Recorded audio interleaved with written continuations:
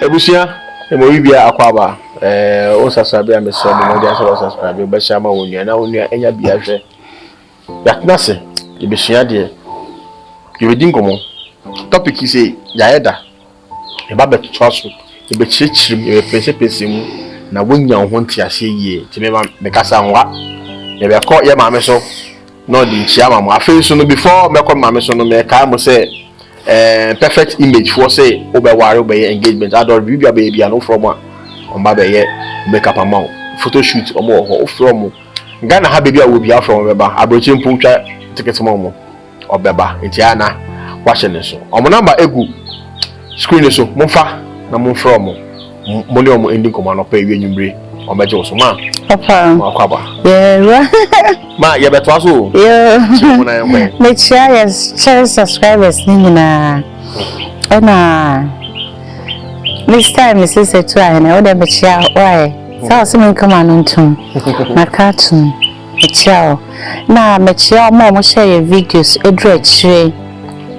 My uncle Phobin Wapa, if you have no idea, I am telling you today because. I thought that stories maybe ohona metia na but because of videos I will share no one will be retained say me da wase so share videos no mko so an share o de ye de akwankyere me ba na wonya fatu ko to dwem e maybe bedu e ho behia wo why me da se ma say odamase de akwankyere ba wonya kra fesi one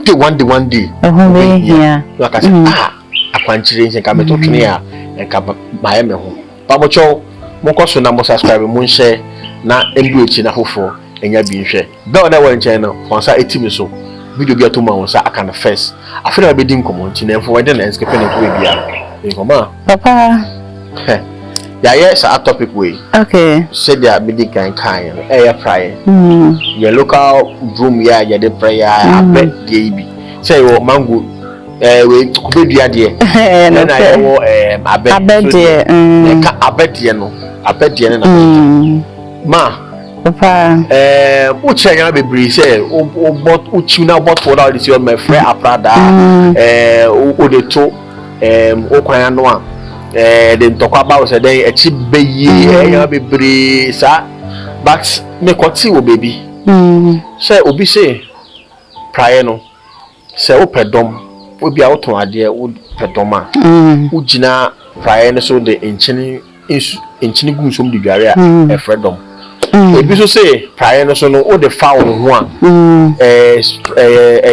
check up o de fa ho a like o de drown ho a e dru baby a problem no wa ebeka ama we hu say ohono na fault no wo me da se me pese me nyamu nchiremu ye me wie the occurrence asem na your day ni or a tribe thing what practice be pain therefore this topic na be a bit annoying me ho be mo bufu kakra ba mo de be che me wate me ade me ya na me bufu ye so obi tu futuro egu obi ani wa bra obi amamre a won ti ase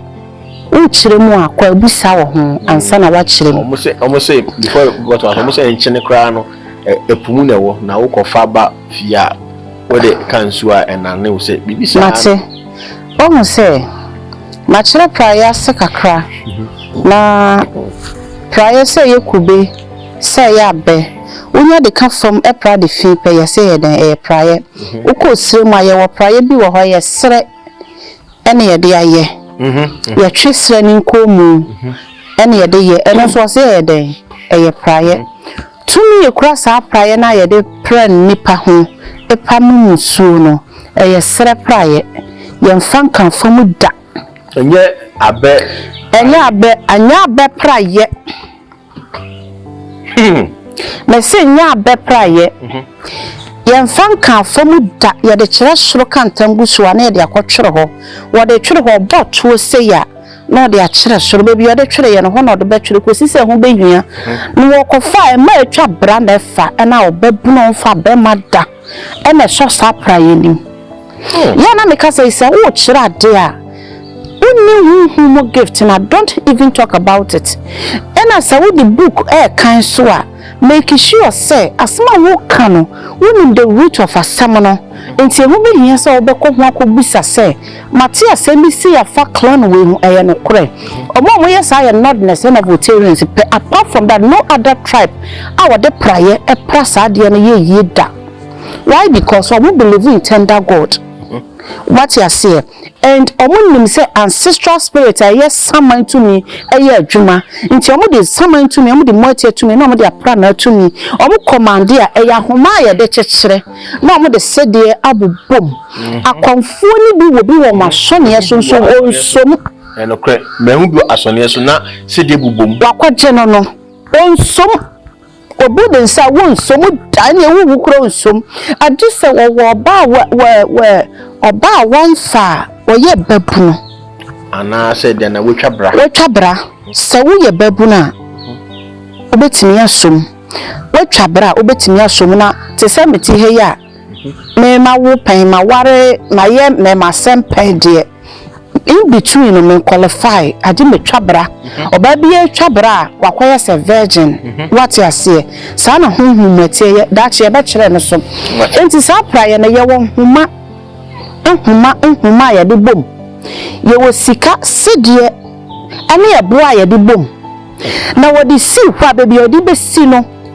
nipa nsom sa praye na bi no bi ye de botro no de so ebuo mu a ehantu wiem me si awnafo ayigbefo Voltarians and my notness ne krasa to me apart from that so bi babegina haka bia odwo na num kwa ntimi nye ma me ni bi ya na me ka se to me no obia na ne fie die ti ushe notness om tradition na ushe Voltarians tradition anka me ya se nuafo ma because notness e believe in pure tender energy omo believe in samanfre omo believe in moetia omo kura de omo ni omo na ti fie petem we ye obetimi a kire o se moetia enchansi nie what you say nti abribia na wo se wodi nsuo gumomo enso behu se sote enti aye praye ben asem na nipa na yezebete no I want to know no yuzu abe de na na ode enye no kreda yemfa nka fam da ye ode prape yemfa nya adwuma what the nya de come from say wo de pra I from fancha me sometimes so what assembly na asem na nya no kra the only thing you can do is to speak out of energy what you say than say obe pretend they say well munyai because of course prior ya de aka from aprada ye nyina so nyare omo say yare bo ye de pamuso ujira so na udware a eko obe gina sa prior ne shock gina abase abedwi ase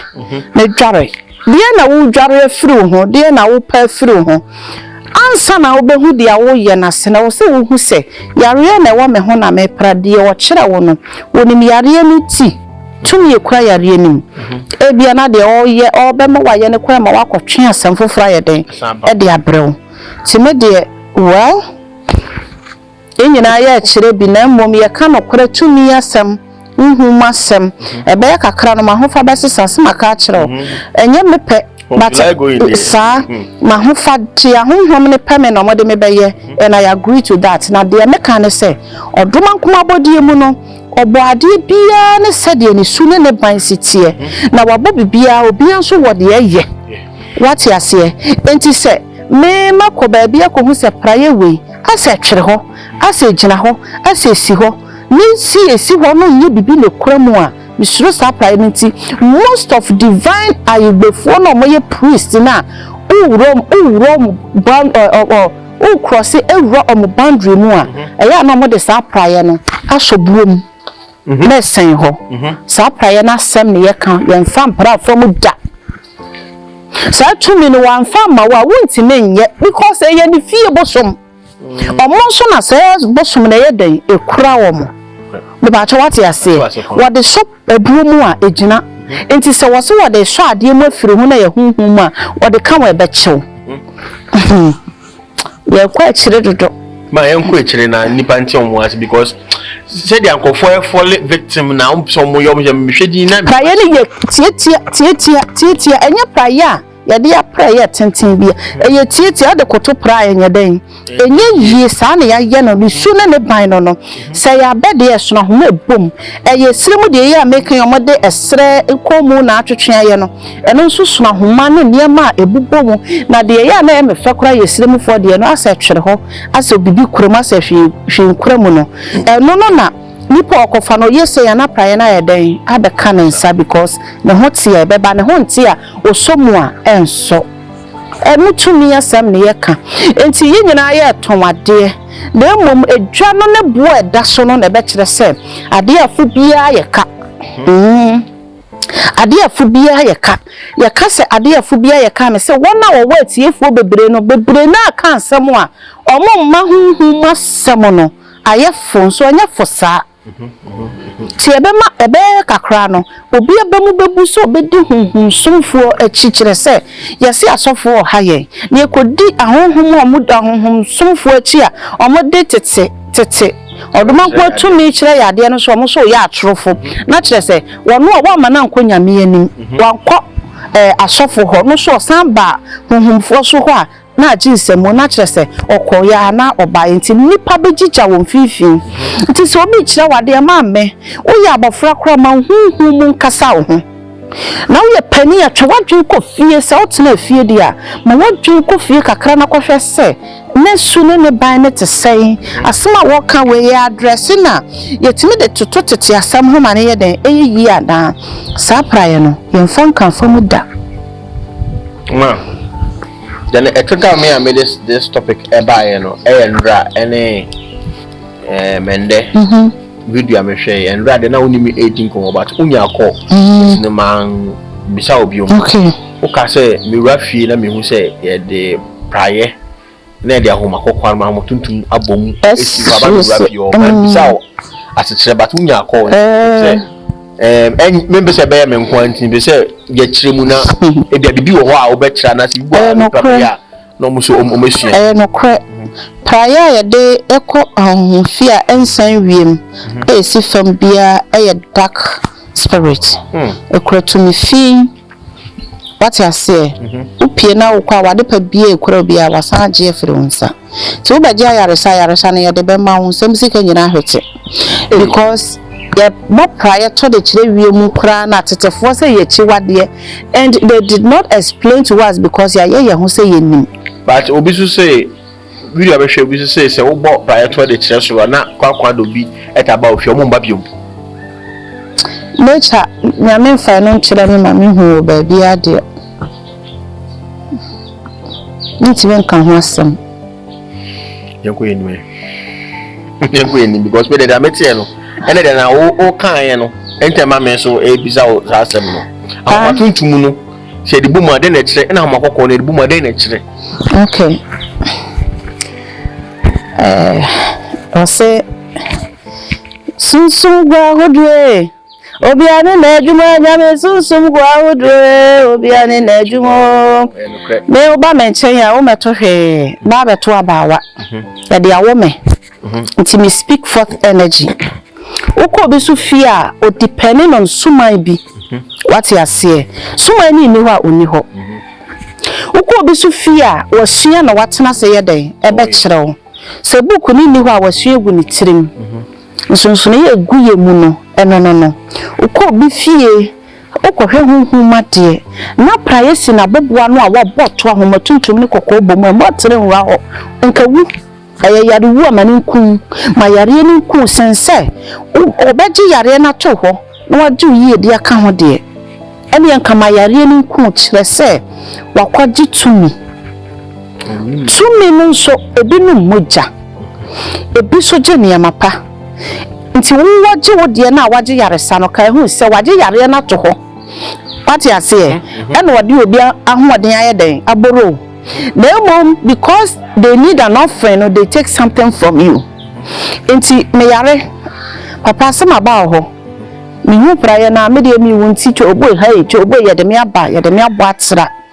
Ye de me aba wason ye so. What's me yare obeye nyankomade a ebetwe obia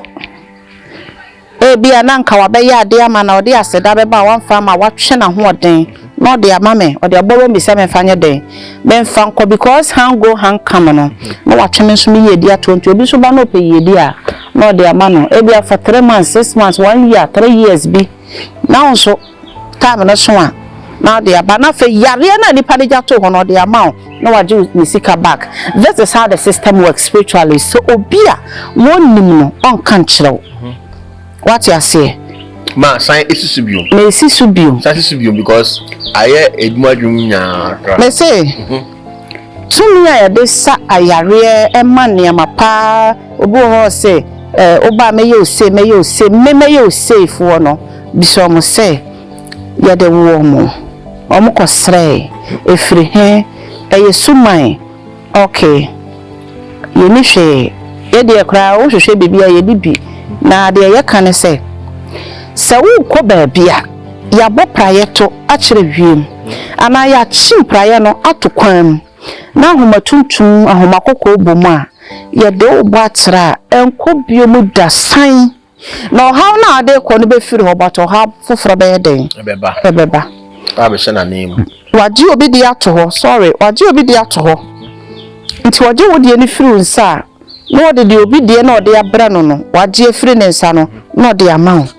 nti nso kwa expiry date wo ho yese bonsam chaade a wache musu ade afu bia so bo ten nti ya na ye moatia tuntumtumi ene tesa oba kire o wa yare no wayi ato ho ti ye de obi beba osimani abre na nakwa bia mefa so bia medi ye ono asre enye den meba enye ten o e ka bia ni utwa adwan ba kwa na akokọ mienu bia na ye suman no ho ade mawa obenya sika na dia wode yare ba ye owo yiedie no ni sika ni yiedie tumi na oje to ho no na ode aboro na so waje won kwa e de ato ho bato ati ase say ya na ye adwuma to waje yiedie de ato ho ti obi so ba na pe yiedie a no ache na ho aden no Inti exchange they have nothing than repeating themselves. Inti wuna wo kono hu says ashansode na twam ode motie tuntum ni motie kokko tumi na ye adwuma. Their blood suckers, they never give anything for free. Inti yede no bedi oh 1 year wani agejak ye bo di hwe akwana hete obo 3 years acha cry 7 years. O floppy say king. Ye ho hwe a Uchem from a virus abaso ya ho hwe nye yi ti de mesre ne se nipa wo ko ba bia ya hwe yi ya hwe yi me sometimes I love it some crofo run me officer omutwa wani left and right kru o hwe suman o ba candle na be hu candle rituals and crofo prayer request ene sisi ho ni aso candle side den esisu asa the only thing about that obosun kokroko na ni abawa asa ni ni hwe biom what you say ye kan de hunhun mo said ye tie kire nipa mfa ompehu na ena obi time frɛ me bisa me aba wa say wo ye schedule na are you sick na me ye bia nka maka kire o mba what you say wo sa busam say wo ye schedule na wo ye okay me ye bia nka obeto nka online so na mba be ka kire o say me ye schedule na me ne me fie fo ye aso ye di ma be cha ma foforo nti o say nipa tena se hu say ade bia ye tumi a ye de ma wade easy bia no enye free etina wo ho na oba team wo ho na asemato wo ho na wa start ikum obusuafo because when you dey on start to abrewaduan wo ko soro ba fom o se wudi sa na tie na eno atwa ne ho asan begu ani mase then you begin to lose friends na fe omo ne omo sha ase na sa time na wabrabo ye kyen omo no afi omo abesan ho oyi ede nyina achi no waba fom ama omo abesan na afi omo no omo ma kobo enti me de praye to me de papa me ka say me ka praye to me asama kire wa eye multiple na me fa praye anya hwe menfa prayer enya hwe. I know the energy I connected to prayer because ye nananom na aye ne sa mama wo aye ho e na brofo nsumpo e believe in broom energy no they believe in it but ye had ye ba ye pede de bese ya de wonu so bitimi de praye ko sigatam no abo din menka ne yi pa no abo din onya ho atade se ya no hwan ya no ne ode abom no de sigatam ana se adwaye nsu akire ho no de sim yare egu wa yefre no se ye sense biom praye mempesa meka praye ho asem nipa train of course mempesa meka praye ho asem bebre de wankasa betime de aye ye ntime nka sometimes people see us say ene ye yo abawa oni say we de oye ne boni ana aye dan me ye obi ana aye dan mewu last minute papa kakra ma yanka de me ko han mu no na so me de mi ko sun tu ya no maja wa manyame ija o manyame so anya say me ko ba me I'll make sure say you be on your knees one day iti prior to me no enye enkwala asem na kube de ne so kube me say ye kube o say ya be o immediately ya de ahoma bom na o say of course ba kube prayer bi ne ho ya de ko dem ma ye age abe okay age abe kube de ne de o say ya de ba fia ye na ten ya de prayer nya de come from proper respond is a prayer aha ba honhom de no de de ko ahonhom dan mu e de honhom adwuma no ya na eye abe ene de make say enuanom siremfo no esre de na omu yinu because of say omunya abe ho access nti na omu yusu eno no nti omu pe bibi de replace abetumi nti na obekọ na sede ene abuo bi ebubobubo homanim ansa na ye de abomu no nti so obi ka se utime di gina prayer so e di dware di yi a na mbusan se on kire time ko the hour the settlement of the moon the sun on kire sa time ko na me putting it wrong se enye no kreda e ya bedu ase ene ye saade no nti ntimi dware e wa bedu ase a ye call libation ye gina beso enware wa bra wo ye wufuo omo ye wufuo mo ko wuo mo no ne ye de omo to prayer so edware omo siase ni a utimi koba owo sesam ben wo de ye mfa wo nyina prayer so nware mi pa ma say dan konfo na opom so try no they are falling